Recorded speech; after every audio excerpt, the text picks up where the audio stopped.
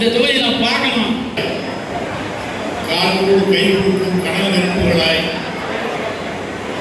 தளபதியினுடைய இதய துடிப்புகளாய்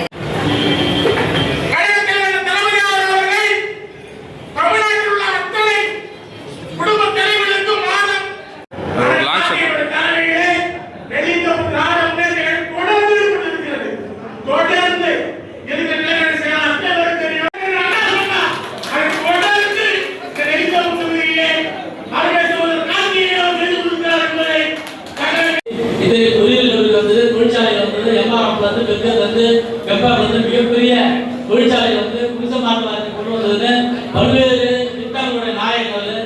அந்த இந்த தொகுதியில் நாங்கள் ஏமாந்த ஏற்றம் பெற்றவர் தொடர்ந்து உடனே போன் போட்டு பையன் அவர் சொல்ல அப்படின்னு கூட்டு வந்துடுவார். அப்படி இந்த மண்ணிலே புரண்டு விளையாடி மண்ணோடு மண்ணாக வாழ்ந்த இந்த நெல்லுத்தோப்பு பகுதியை பொதுப்பாளையத்திலே நின்று பேசுவதிலே எனக்கு பட்ட மகிழ்ச்சி.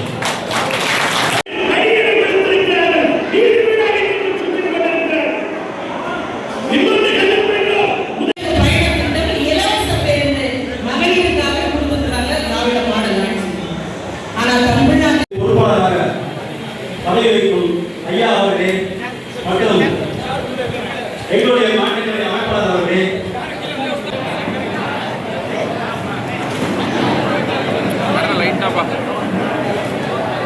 சார்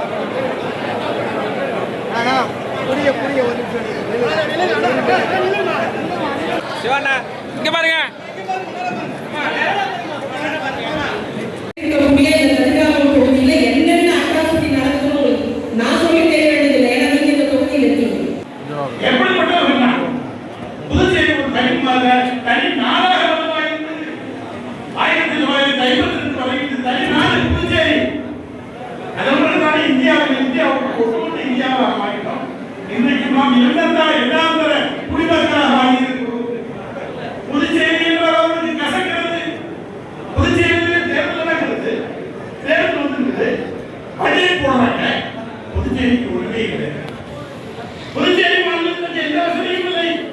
புதுச்சேரிக்கு ஒரு பாலத்தை கட்டுறாங்களா அல்ல ஒரு ரயில் என்ன எதுவுமே இல்லை.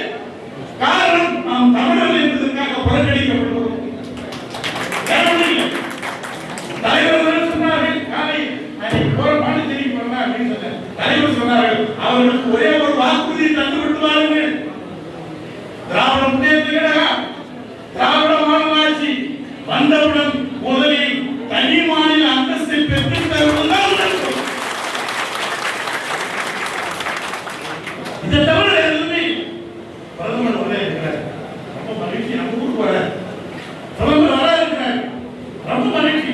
அவர் சொன்னார் முதலமைச்சர் நான் பிரதமராக ஆனால் கரும்பு வெளிநாட்டில் இருக்கிற கரும்பு படத்தெல்லாம் கொண்டாந்து ஒவ்வொரு வீட்டுக்கு 15 லட்சம் ரூபாய் கொடுத்து சொல்றாரு. 15 பைசா நாளைக்கு கேட்கணும் அவர்கிட்ட. ஆண்டுக்கு 2 கோடி பேருக்கு வேலை வாய்ப்பு தருகிறேன் என்று சொன்னார்கள். 2 பேருக்கு கூட வேலை வேற ஒண்ணு கேட்கணும். வருகிறார் கொண்டு சொல்லுவார். இப்போ வந்தோடனே பார்க்கிறேன் 20,000 கோடி ரூபாய் 30,000 கோடி ரூபாய் 40,000 நம்ம ஊர்ல 7 ரூபாய் அந்த மாதிரி இந்த திட்டம் அறிவிக்கிறேன் இந்த திட்டம் அறிவிக்கிறேன்னு சொல்லி இந்த திட்டத்தை நான் பட்ஜெட்ல சொல்லியிருக்கணும் சார். பெரும்பாலும் சொல்லிட்டு போனீங்க ஏது பணம் மக்களை ஏமாற்றுவதற்காக திட்டங்களை சொல்ல இருக்கிறீர்கள். இந்த திட்டம் எங்களுக்கு தெரியாதா? பாண்டிச்சேரி வந்து யாரும் ஏமாத்தலாம்னு நினைக்காதீங்க. எல்லாம் விஷயம் தெரிஞ்சவங்க. சாதாரணமான பாண்டிச்சேரிக்கு யாரும் சாதாரண நினைக்காதீங்க. இந்த மண்ணிலே பிறந்து மண்ணிலே வளர்ந்தவன் நான் சொல்லுகிறேன். புதுச்சேரி என்பது தெரிந்த மக்கள். நீங்க என்ன இலவசம் கொடுத்தாலும் எல்லாருக்கும் வாங்கி கட்டிக்குவாங்க. அவங்களுக்கு தெரியும் எதுக்கு ஓட்டு போடணும். பக்கத்தில் விழுந்தாங்க பக்கத்தில் போடுறோம். பஸ்ல போனா பக்கத்துல போனா பஸ்ல பெண்கள் வந்து இலவசமா போறாங்க. பாண்டிச்சேரி இலவசமா போக முடியலையே. ஒரு வேலை வாய்ப்பை உருவாக்க முடியவில்லையே. பிஜேபி ஆட்சியாலே நடைபெற்றுக் கொண்டிருக்கிறது ஒரே ஒரு தொழிற்சாலை. ஒரு புதுசா தொழிற்சாலை போனா இருக்கிற ஓட்ட முடியல.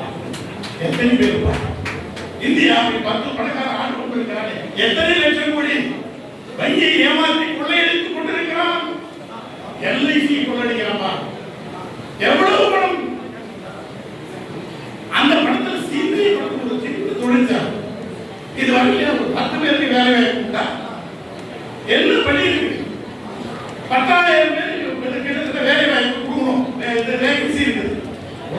ஒன்றும் பண்ண முடியல. இங்க வந்து பாண்டிச்சேரியில இருக்கிற சீஃப் மினிஸ்டருக்கு ஜுரம் வந்தா கூட மாத்திரை டெல்லியில இருந்து வந்தா இங்க யாரும் மாத்திரை வாங்கி சாப்பிட முடியாது. ஏன்னா இங்க மாத்திரை வாங்கி சாப்பிட முடியாது. ஏன்னா ஏற்கனவே கலப்பட மாத்திரை போட்டு நம்ம குடிக்க வைக்கலாம். உயிருக்கு போராடுகிறது சார். இதை விட கொடுமையில விஷத்தை கொடுத்து சாப்பிடுறதுலாம் சார்.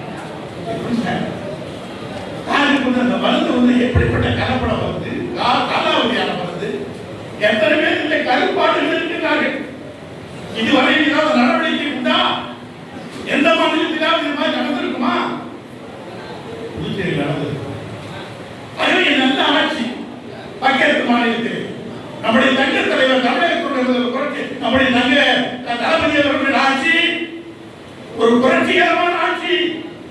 எப்படிப்பட்ட திட்டங்கள், கிட்டத்தட்ட 50 விழுக்காடு 50% இந்தியாவிலே தொடர்ந்து ஓடுற பஸ் கார் எல்லாம் தமிழ்நாட்டில் போயிட்டாங்க.